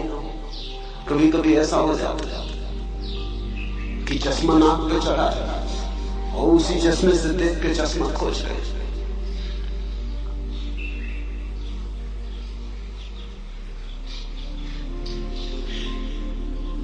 कहीं ऐसा ना हो कि परमात्मा नाक पे चढ़ा हो और तुम उसी परमात्मा से खोज रहे हो। ऐसा ही है। खोजी बुनियादी रूप से भ्रांत है। उसने एक बात तो मान ली कि परमात्मा खो दिया है, या परमात्मा को अब तक खोजा नहीं, पाया नहीं, वो कहीं दूर है, उसे खोजना है। खोज से कभी परमात्मा नहीं मिलता। खोज के तो इतना ही पता चलता है, खोजने में कुछ भी नहीं है। एक दिन खोजते खोजते खोज गिर जाती, खोज के गिरते ही परमात्मा मिलता है। बुद्ध ने 6 वर्ष तक खोजा, खूब खोजा। उनसे बड़ा खोजी और कहां खोजोगे? जहां जहां खबर मिली कि कोई ज्ञान को उपलब्ध है, वहां वहां गए, सभी चरणों में सिर रखा। जो गुरुओं ने कहा वही किया। गुरु भी थक गए उनसे, क्योंकि गुरु उन शिष्यों से कभी नहीं थकते जो आज्ञा का उल्लंघन करते। उनसे कभी नहीं थकते, क्योंकि उनके पास सदा कहने को कि तुम आज्ञा मान ही नहीं रहे, इसलिए कुछ नहीं घट रहा है, हम क्या करें। गुरु को बड़ी सुविधा है अगर तुम गुरु की ना मानो। वह सदा कह सकता है तुमने माना ही नहीं, मानते तो घट जाता। और बुद्ध के साथ गुरु मुश्किल में पड़ गए। जो गुरुओं ने कहा बुद्ध ने वही किया। उन्होंने एक शेर कहा, बुद्ध ने 1.25 शेर किया। गुरु ने आखिर उनसे हाथ जोड़ लिए कि तुम्हें कहीं और जाओ। जो हम बता सकते थे बता दिया। बुद्ध ने कहा इससे तो कुछ घट नहीं रहा है। उन्होंने कहा इससे ज्यादा हमें भी नहीं घटा है, तो इससे क्या छिपाना, तू कहीं और जा। इतने प्रामाणिक व्यक्ति के सामने गुरु भी धोखा न दे पाए। सब तरफ खोज के बुद्ध ने आखिर पाया कि नहीं, खोजने से मिलता ही नहीं। संसार तो व्यर्थ था ही, अध्यात्म भी व्यर्थ हुआ। भोग तो व्यर्थ हो ही चुका था। जिस दिन महल छोड़ा उस दिन व्यर्थ हो चुका था, इसलिए छोड़ा। योग भी व्यर्थ हुआ। न भोग में कुछ है न योग में कुछ है। आप क्या करें? अब तो करने को ही कुछ न बचा। अब तो कर्ता होने के लिए कोई सुविधा न रही। इस सूत्र को ठीक से समझना। न भोग बचा, न योग बचा, न संसार बचा, न स्वर्ग बचा। कर्ता होने के लिए जगह ही न बची। कुछ करने को बचे तो कर्ता बच सकता है, कुछ करने को न बचा। उसी रात घटना घटी। उस सांझ बोधि वृक्ष के नीचे भी बैठे तो करने को कुछ भी न था। बड़ी हैरानी में पड़े। संसार छोड़ दिया था तो योग पकड़ लिया था, भोग छोड़ दिया था तो अध्यात्म पकड़ लिया था। कुछ तो करने को था तो मन उलझा था। अब मन को कोई जगह न बची। मन का पक्षी तड़फड़ाने लगा, कोई जगह नहीं। मन के लिए जगह चाहिए, अहंकार के लिए कर्ता का रस चाहिए, कर्तव्य चाहिए। कुछ करने को हो तो अहंकार बचे। कुछ था ही नहीं करने का। जरा थोड़ा सोचो, एक गहन उदासीनता जिसको अष्टावक्र वैरागी कहते हैं, वो उदय हुआ। योगी विरागी नहीं है, क्योंकि योगी नए भोग खोज रहा है। योगी आध्यात्मिक भोग खोज रहा है, विरागी नहीं है। अभी भोग की आकांक्षा है, संसार में नहीं मिला तो परमात्मा में खोज रहा है, लेकिन खोज जारी। यहां नहीं मिला तो वहां खोज रहा है, बाहर नहीं मिला तो भीतर खोज रहा है, लेकिन खोज जारी। भोगी विरागी नहीं है, योगी भी विरागी नहीं है। हाँ, उनकी खोज राग की अलग अलग है। एक बाहर की तरफ जाता है, एक भीतर की तरफ जाता, लेकिन जाते दोनों। उस रात बुद्ध को जाने को कुछ न बचा, न बाहर न भीतर। उस रात की तुम जरा कल्पना करो, उस रात को जरा जगाओ और सोचो कि कैसी वो रात रही होगी। उस दिन पहली दफा विश्राम उपलब्ध हुआ, जिसको अष्टावक्र कहते हैं, जो चित्त में विश्राम को उपलब्ध हो जाए तो सत्य उपलब्ध हो जाता। उस दिन विश्राम उपलब्ध हुआ। जब तक कुछ करने को शेष है तब तक श्रम जारी रहता है। जब तक कुछ करने को शेष है तनाव जारी रहता है। अब तनाव करके भी क्या करना? शरीर भी ढीला छूट गया, मन भी ढीला छूट गया। वो उस वृक्ष के नीचे पड़ गए और सो गए। सुबह जब उनकी आंख खुली तो ऐसी खुली जैसी सबकी खुलनी चाहिए। सुबह जब आंख खुली तो पहली दफा खुली, सदियों सदियों से बंद थी वो आंख खुली। सुबह जब आंख खुली तो भोर का आखिरी तारा डूबता था। उस भोर के आखिरी तारे को उन्होंने डूबते हुए देखा। इधर बाहर भोर का आखिरी तारा डूब गया, उधर भीतर भी मन की आखिरी रेखा विसर्जित हो गई। कुछ भी न था, भीतर कोई भी ना बचा। सन्नाटा था, शून्य था, विराट शून्य था, आकाश था। कहते हैं बुद्ध 7 दिन वैसे ही बैठे रहे, मूर्ति बत, हिले नहीं, डुले नहीं। कहते हैं देवता घबरा गए। आकाश से देवता उतरे, ब्रह्मा उतरे, चरणों में पड़े और कहा आप कुछ बोले। ऐसी घटना सदियों में घटती है, बड़ी मुश्किल से घटती है। आप कुछ कहें, हम आतुर हैं सुनने को कि क्या हुआ है। हिंदू बहुत नाराज है इस बात से कि बौद्ध कथाओं में ब्रह्मा को उतार के और बुद्ध के चरणों में गिरा दिया। लेकिन कथा बिल्कुल ठीक है, क्योंकि देवता भला स्वर्ग में हो, आकांक्षा के बाहर थोड़ी।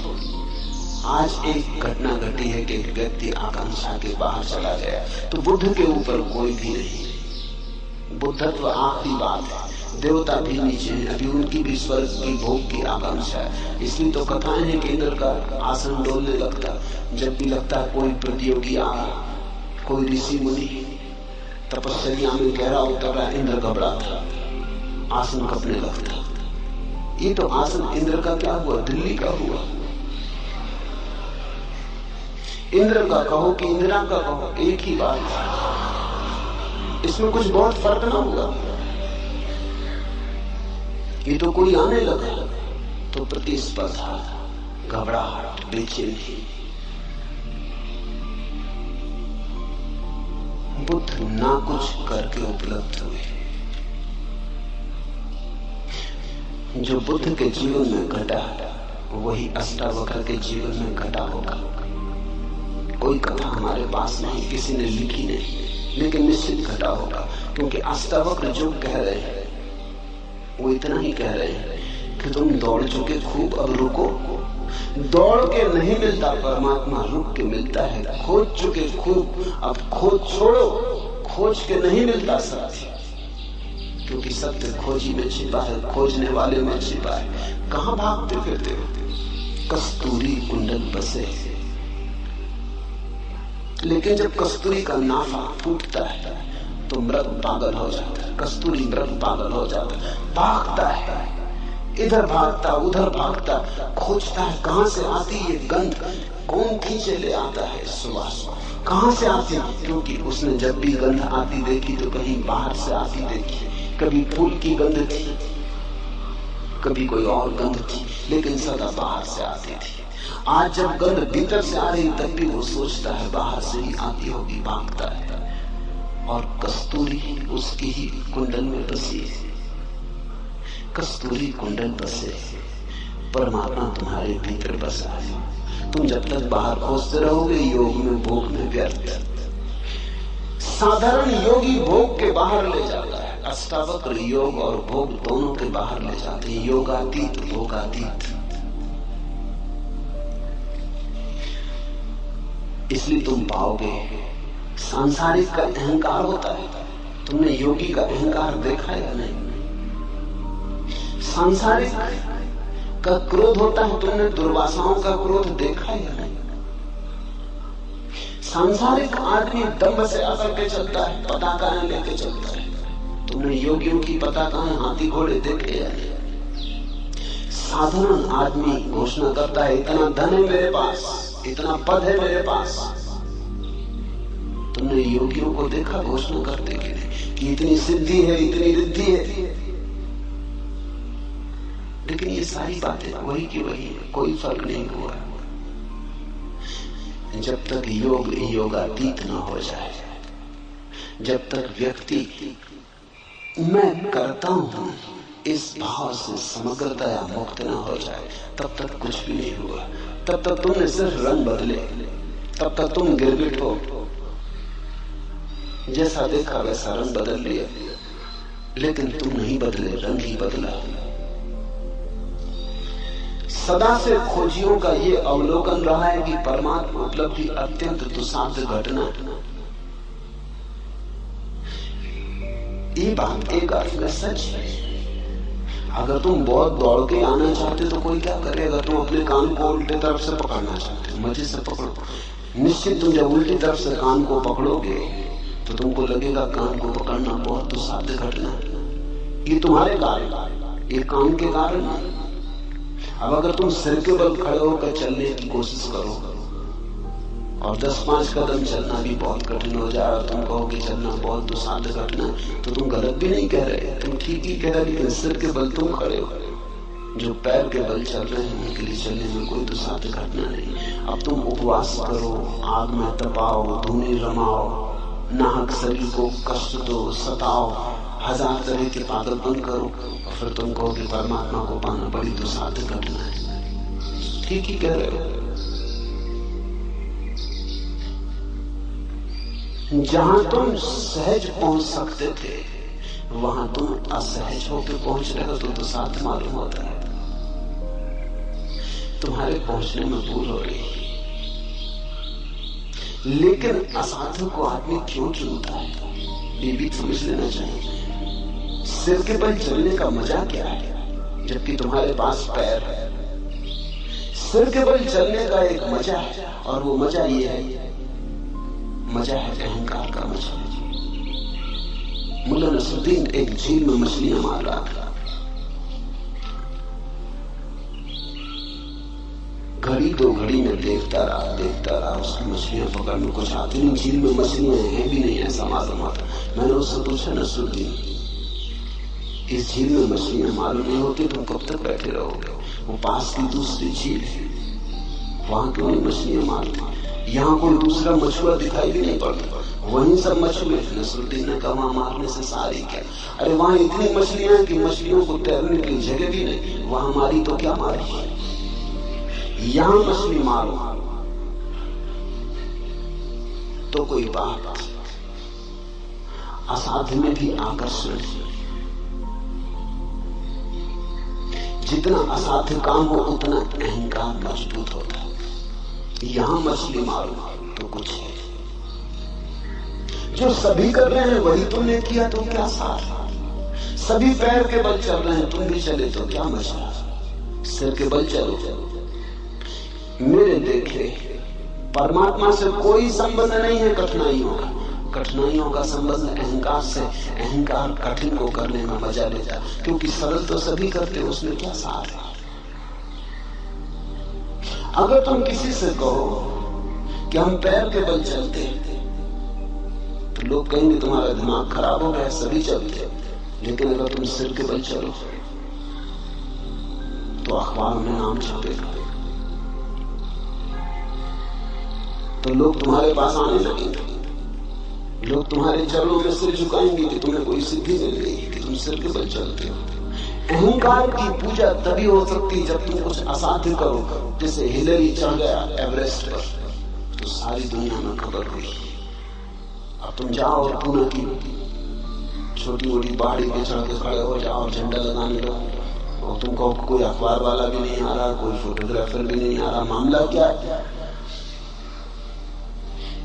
आखिर ये भेदभाव क्यों हो रहा। हिलरी के साथ इतना शोरगुल मचाया, इतिहास में नाम अमर रहेगा सदा के लिए, और हमारा कुछ भी नहीं हो रहा। हम भी वही कर रहे हैं, उसने भी झंडे ही डाला। लेकिन एवरेस्ट पे चढ़ना कठिन है। 50-60 साल से लोग चढ़ने की कोशिश कर रहे थे, तब एक आदमी चढ़ पाया। इसलिए धीरे धीरे वहां रास्ता बन जाएगा, बस जाने लगेगी, कभी न कभी जाएगा। कोई सदा इतनी देर तक एवरेस्ट अपने को बचा नहीं सकता आदमी से। जब एक आदमी पहुंच गया तो सिलसिला शुरू हो गया। अभी कुछ देर पहले और भी पहुंच गई, जब और भी पहुंच गई तब और पहुंचने को क्या बाकी रहा। सब धीरे धीरे पहुंच रहे हैं। थोड़े दिन में वहां होटलें और बसें सब पहुंच जाएंगे। फिर जाकर तुम झंडा गाड़ना। जब बस वगैरह सब चलने लगे वहां, तुम कहोगे ये वही जगह है जहां हिलरी ने झंडा गाड़ा। बड़ा भेदभाव हो रहा है, बड़ा पक्षपात हो रहा है। कठिन में अहंकार को मजा है। आदमी कई चीजों को कठिन कर लेता ताकि अहंकार को भरने में रस आ सके। हम बहुत सी चीजों को कठिन कर लेते हैं, जितनी कठिन कर लेते हैं उतना ही रस आने लगता है। कठिनाई परमात्मा को पाने में नहीं है, कठिनाई अहंकार का रस है। तो तुम जो कहते हो सदा से खोजियों का ये अवलोकन रहा है कि परमात्मा उपलब्धि अत्यंत दुस्साध्य घटना है, ये ठीक है। वो जो खोजी है अहंकारी, और परमात्मा को खोजियों ने कब पाया। जब खोज छूट गई तब पाया। खोज छूटने पर ही मिलता है परमात्मा। जब तुम कहीं भी नहीं जा रहे, सिर्फ बैठे हो विश्राम में, परम विराम में, यात्रा शून्य जहां हो जाती है। साधारणतः लोग सोचते हैं कि परमात्मा को पालेंगे तो फिर यात्रा नहीं होगी। बात बिल्कुल उल्टी। यात्रा अगर तुम अभी छोड़ दो तो अभी परमात्मा मिल जाए। लोग सोचते हैं मंजिल मिल जाएगी तो फिर हम विश्राम करेंगे। हालत उल्टी है, तुम विश्राम करो तो मंजिल मिल जाए।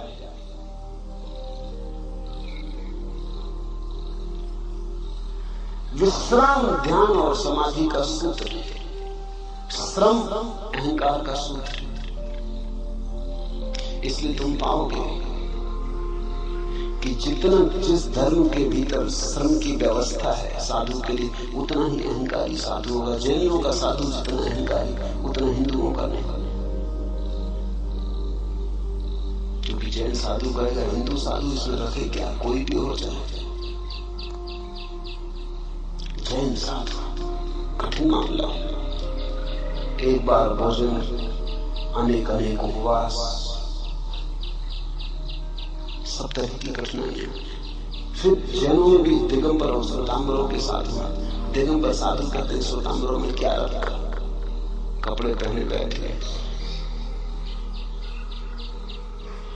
साधु तो दिगंबर का है, इसलिए दिगंबर साधु में तुम जैसे अहंकार को चमकता हुआ पाओगे, कहीं भी ना पाओगे। देह तो सूखी होगी, हड्डी हड्डी होगी, क्योंकि बहुत उपवास, नग्न रहना, धूप ताप सहना, लेकिन अहंकार बड़ा प्रज्वलित होगा। अकल उसकी वैसी जैसी हिलेरी थी। हिंदुस्तान में मुश्किल से 20 दिगंबर मुनि है, श्वेतांबर मुनि तो 5-7 हजार, हिंदुओं के तो सन्यासी 50 लाख, और अगर मेरी चले तो सारी दुनिया को सन्यासी कर दूं। इसलिए मेरे सन्यासी होने में तो अहंकार हो ही नहीं सकता, क्योंकि कोई मैं कह ही नहीं रहा हूं कि तुम ऐसा करो वैसा करो। एक बहुत ही सरल मामला है, तुम गेरुए कपड़े पहन लो, सन्यासी हो गए।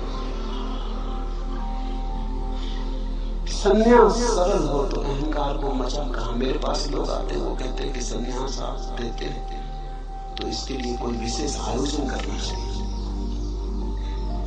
विशेष आयोजन सन्यास के लिए? वो ठीक कहते हैं, क्योंकि ऐसा होता है। अगर जैन दीक्षा होती तो देखा कैसा बैंड बाजे घोड़ा इत्यादि बजता है और सब मजा आता है और लगता है कोई बड़ी घटना घट रही, कोई सिंहासन पर चढ़ाया जा रहा है। सन्यास भी सिंहासन जैसा हो गया और लोग जय जयकार करते हैं कि कोई बड़ी घटना घटी। और मैं सन्यास से सब चुपचाप दे देता हूँ, किसी को पता नहीं चलता। पोस्ट से भी दे देता हूँ, मुझे भी पता नहीं चलता कौन सज्जन है, उनको भी पता नहीं।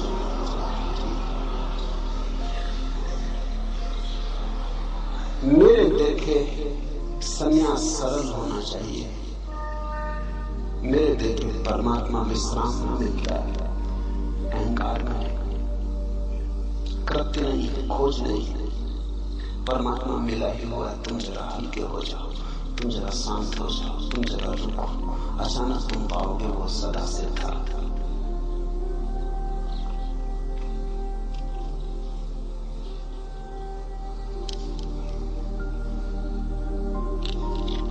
आखिरी प्रश्न, हमारे शरीर में कोई 20 अरब कोशिकाएं हैं और शरीर में प्रतिक्षण रासायनिक प्रतिक्रिया होती रहती है।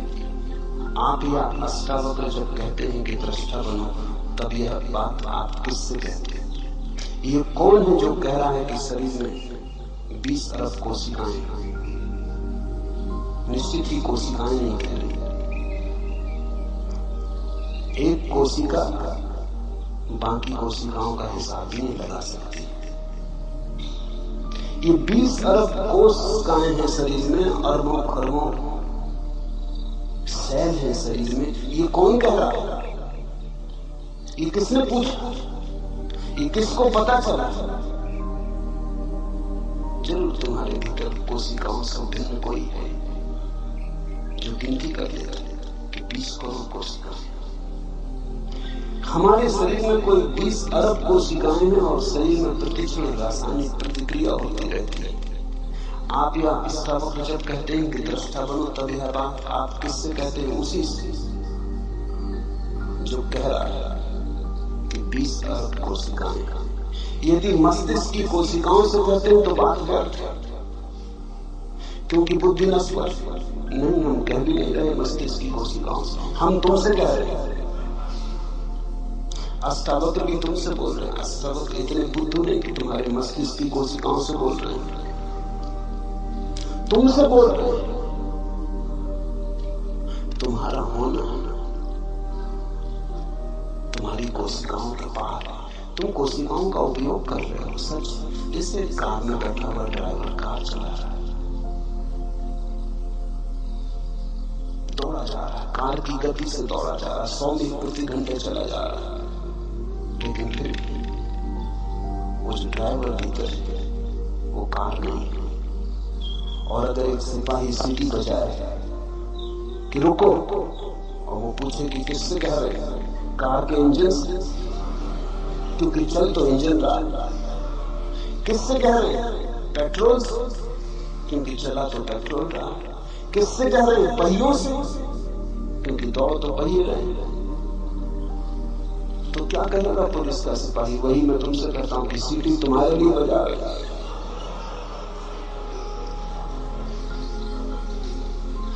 यदि आप आत्मा को जगा रहे हैं तो भी बात व्यर्थ है, क्योंकि आत्मा तो जागी ही हुई है। उसको जगाना और पहचानो कहना तो बेवकूफी है। बिल्कुल ठीक बात है, आत्मा तो जागी हुई है, उसको जगाने का कोई उपाय नहीं और हम उसको जगा भी नहीं रहे। मामला कुछ ऐसा है कि तुम बने हुए पड़े हो, जागे हुए पड़े और आंखें बंद की। सोए को जगाना तो बहुत आसान है, हिलाओ डुलाओ पानी छिड़को जागेगा। जागा हुआ अगर कोई आदमी पड़ा हो आंखें बंद करके ढोंग करता हो सोने का, इसको कैसे जगाओ? छिड़को पानी, कोई फर्क नहीं पड़ता। हिलाओ डुलाओ, कोई करवट लेकर सो जाता है। पुकारो नाम, सुन लेता है, बोलता नहीं। ऐसी तुम्हारी हालत है। जागे हुए को जगाना कोई अर्थ नहीं रखता, लेकिन जागा हुआ सोने का बहाना कर रहा है, इसलिए जगाने की जरूरत है।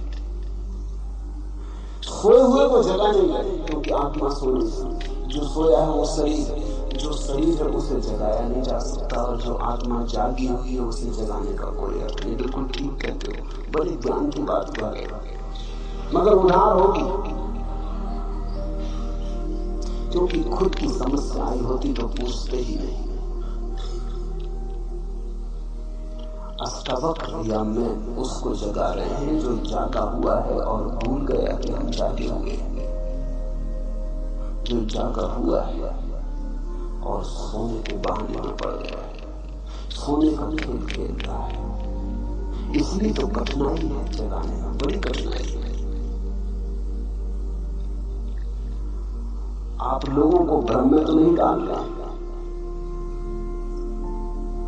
तुम सोचते हो लोग भ्रम में है नहीं। अगर लोग भ्रम में नहीं है तो निश्चित ही मैं भ्रम में डाल रहा हूं, मगर अगर लोग भ्रम में नहीं है तो भ्रम में डाले कैसे जा सकेंगे? इतने बुद्ध पुरुष भ्रम में डाले जा सकते। और अगर लोग भ्रम में हैं तो जो मैं कर रहा हूं भ्रम के बाहर लाने की चेष्टा, जो भी तुम हो उससे उल्टा मैं कर रहा हूं। अगर तुम सोचते हो तुम भ्रम में हो तो ये चेष्टा जगाने की, अगर तुम सोचते हो तुम जागे हुए हो तो ये चेष्टा तुम्हें भ्रम में डालने की। लेकिन अगर तुम जागे हुए तो कौन तुम्हें भ्रम में डाल देगा? ध्यान रखना, तुम्हारे अतिरिक्त तुम्हें भ्रम में कोई भी नहीं डाल सकता,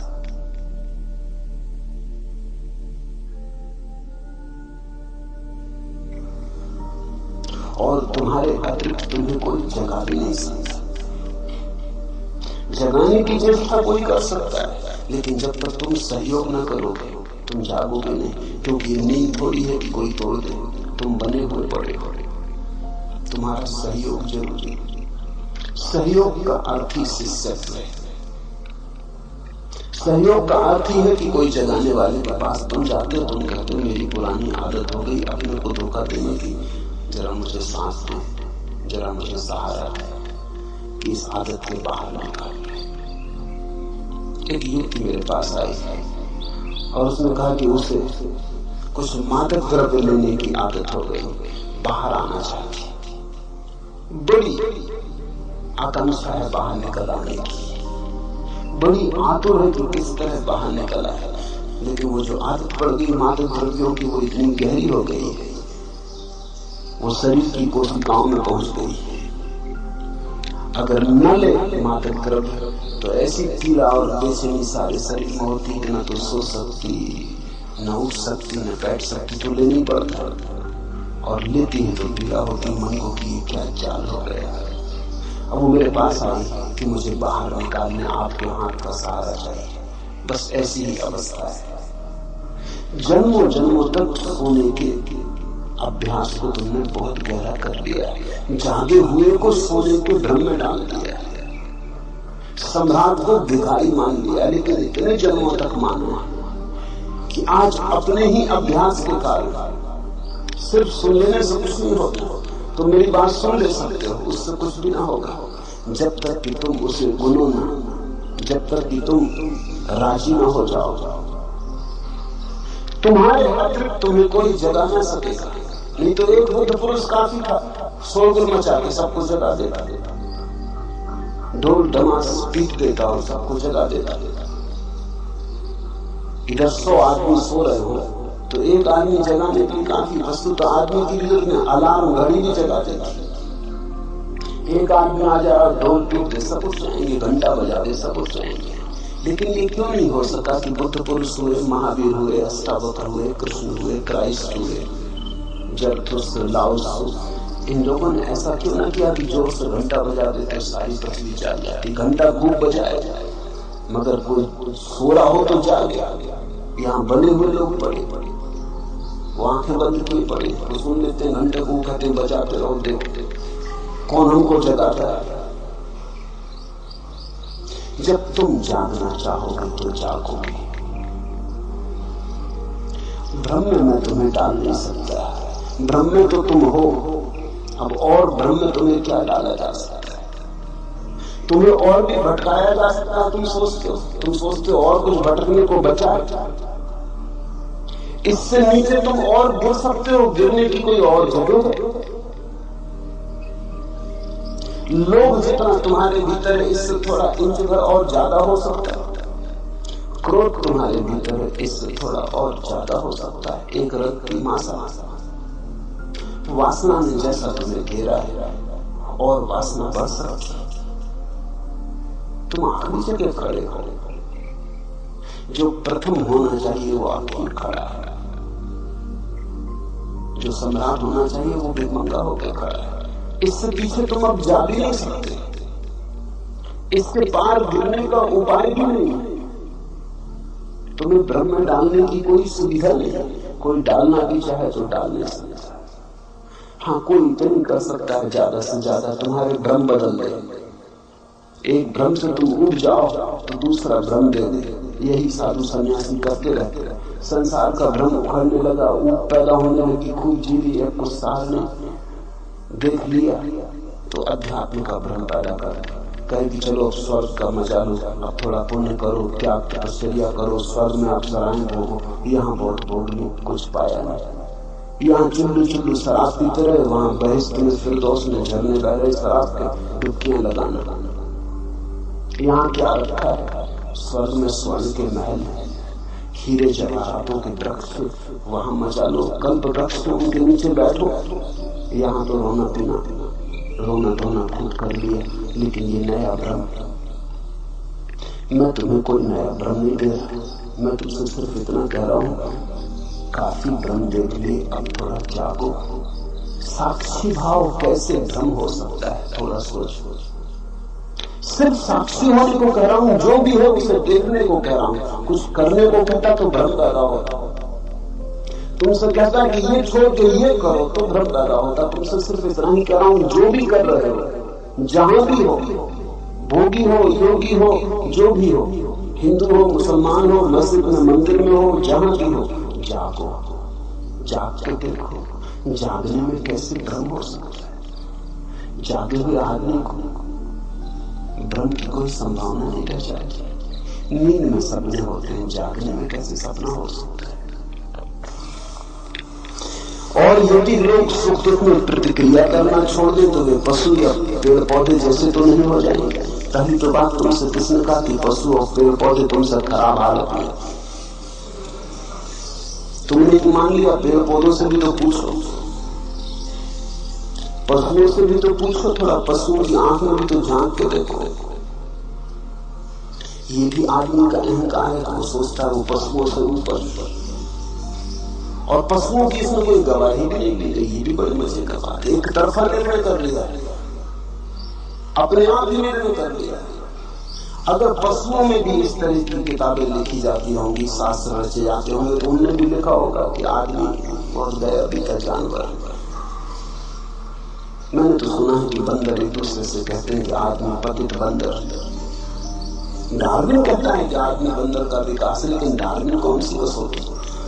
बंदरों से भी तो पूछो, दोनों पार्टियों से तो पूछ लेना चाहिए। बंदर कहते हैं आदमी पतित होने की बात में समझ में आता। बंदर वृक्षों पर, तुम जमीन पर पतित हो। बंदर ऊपर है, तुम नीचे। किसी बंदर से टक्कर लेकर तो देखो, तो शक्ति बड़ी की खोई। जरा एक वृक्ष से दूसरे वृक्ष पे छलांग लेकर तो देखो, हड्डी पसली टूट जाएंगे। तो कला आई कि गई, ये तुमसे किसने कह दिया? ये खुद ही मान लिया। ये बड़े मजे की बात है। आदमी की बीमारी में एक बीमारी है कि आदमी मानता है कि वो सबसे ऊपर। फिर पुरुषों से पूछो तो वो मानते हैं वो स्त्रियों से ऊपर। स्त्रियों से नहीं पूछी, स्त्रियों किसमें कोई गवाही नहीं दी, इसको कोई वोट नहीं हुआ करता। क्योंकि पुरुषों ने शास्त्र लिखे जो मन में था लिख लिए, और स्त्रियों को तो पढ़ने पर भी लोग रोक लगा रखी थी, कहीं वो पढ़ भी लें तो बाधा डालेगा। क्योंकि जो पंडित लिख रहा था उसकी पत्नी ही उसको कष्ट में डाल देती। अगर पढ़ना आता होता तो पढ़ने पर बाधा लगा दी कि वेद पढ़ नहीं सकती स्त्रियां, ये नहीं कर सकती। हद करती पुरुषों ने, स्त्रियां मोक्ष भी नहीं जा सकती। मोक्ष जाने के पहले उनको पुरुष होना पड़ेगा, पुरुष पर्याय में आना पड़ेगा। फिर पुरुषों में भी पूछो, गोरा समझता है कि वो ऊंचा है काले से, काले से भी तो पूछो। मैंने सुना है कि अफ्रीका के जंगल में एक अंग्रेज शिकार के लिए गया और उसने अपने साथ एक निगरों को गाइड की तरह लिया। जंगल में दोनों भटक गए और देखा कि वो 100 आदमियों का भाले लिए हुए जंगलियों का एक दस्ता निगरो चला आ रहा। वो अंग्रेज बहुत घबराया। उसने अपने गाइड से निगरो से कहा कि हम लोगों की जान खतरे में। उसने कहा हम लोगों की, मुझे छोड़ो, तुम अपनी सोचो।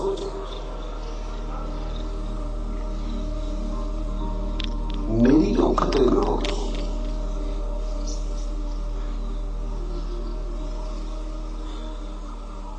सफेद आदमी सोचता है वो श्रेष्ठ, काला सोचता है वो श्रेष्ठ।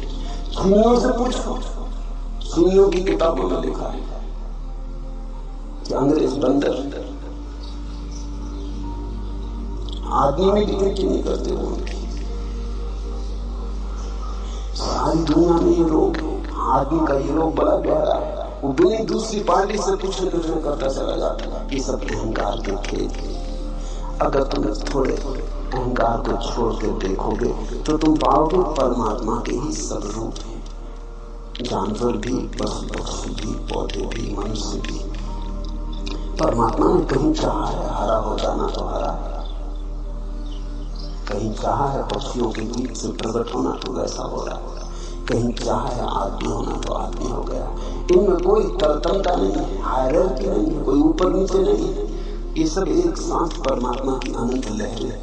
छोटी लहर में भी वही, बड़ी लहर में भी वही, सफेद लहर में भी वही, काली लहर में भी वही, घास में भी वही, आकाश छूते हुए वृक्षों में भी वही।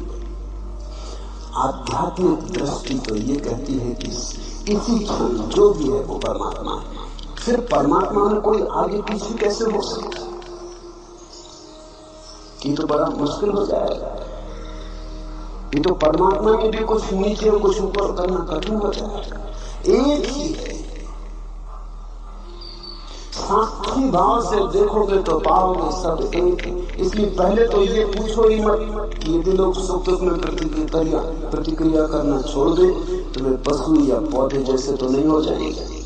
हो जाएंगे तो कुछ हर्ज नहीं होगा। हिटलर अगर पशु हो जाए, पौधा हो जाए तो कोई हर्ज है? हाँ, दुनिया में करोड़ों लोग मरने से बच जाएंगे और तो कुछ हर्ज नहीं हो जाएगा। नादिर शाह अगर शेर होता तो कोई हर्जा होता? 10-5 आदमियों को मार के तृप्त हो जाता। भोजन के लिए ही मार, ऐसे अकारण लाशों से तो नहीं भर देता दुनिया को। इतना तो पक्का है कि पशुओं ने अभी तक एटम बम जैसी कोई चीज नहीं खोजी। नखून से काम लेते हैं, बड़े पुराने ढंग से काम चलता है। भोजन के लिए मारते हैं। आदमी अकेला जानवर जो बिना भोजन की इच्छा के भी मारता है। आदमी जाता है जंगल में शिकार करने, पशुओं पक्षियों को मारता और कहता है आखेट के लिए आए, खेल के लिए आए। और अगर सिंह उसमें हमला कर दे तो वो आखेट नहीं, फिर नहीं कहता कि सिंह फेल कर रहा, करने दो, आंखें थोड़ी। खेल के लिए मारते हो, कोई पशु नहीं मारता खेल के लिए। और एक और बड़े मजे की बात है कि कोई पशु अपने बारे में नहीं मारता। कोई सिंह किसी दूसरे सिंह को मारता नहीं, कोई बंदर किसी दूसरे बंदर की हत्या नहीं करता। सिर्फ आदमी अकेला जानवर है जो आदमियों को मारता। चींटी चींटी को नहीं मारता, हाथी हाथी को नहीं मारता, कुत्ता कुत्ते को नहीं मारता, लड़ झगड़ ले मारने वगैरह की बात नहीं करता, हत्या नहीं करता। आदमी अकेला जानवर है जो एक दूसरे की हत्या कर रहा है। आदमी ऐसा है क्या जिसके लिए तुम इतने परेशान हो रहे हो? खो भी जाएगा तो क्या खो जाएगा?